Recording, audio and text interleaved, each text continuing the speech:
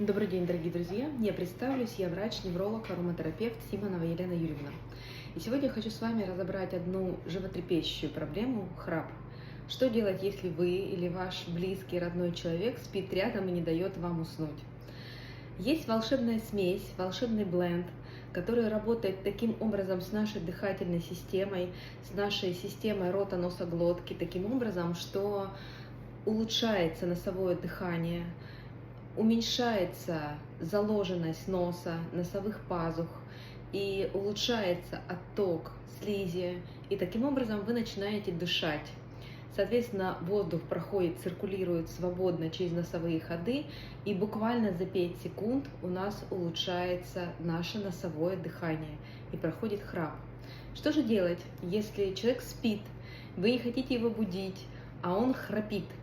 То есть мы просто берем бутылочку, открываем, даем послушать человеку, спящему человеку, не прибегая к тому, чтобы его разбудить. Все, и через 5 секунд храп исчезает. Что же делать, если храпите вы, и вы замечаете за собой эту пагубную привычку, которая от нас не зависит? Мы берем точно так же этот бленд и растираем уголки крылья носа. То есть просто таким образом массируя рефлексогенные точки, которые находятся в этой зоне. И, о чудо, вы понимаете, что буквально через 30 секунд у вас откладывает нос, и вы начинаете дыхать. И еще вариант. Мы включаем этот бленд в диффузор и всю ночь спим с этим блендом.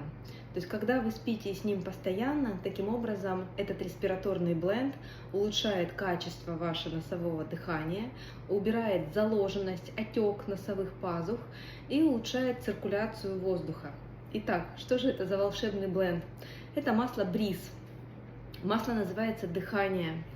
И это масло имеет смысл интегрировать, если вы понимаете, что у вас или у вашего родного, дорогого человека храп, и вы не знаете, что с ним делать. С ним можно бороться очень легко и просто. Бриз облегчит ваше дыхание и улучшит качество вашего ночного сна и способствует вашим хорошим взаимоотношениям с вашим близким человеком, который теперь больше не будет вам мешать спать. Итак, попробуйте, проверьте.